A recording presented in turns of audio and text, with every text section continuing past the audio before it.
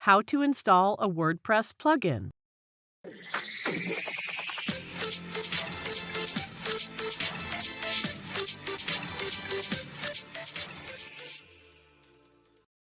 There are a few ways to install a WordPress plugin, and I will show you the simplest and easiest way of installing the plugin from the WordPress repository.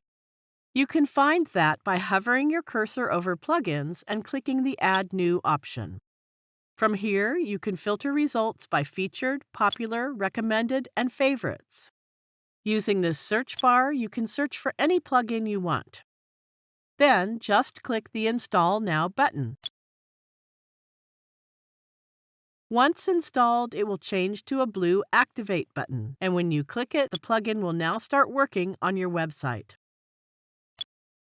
This plugin requires a setup that one can do from here step by following the instructions. I skipped this part for later.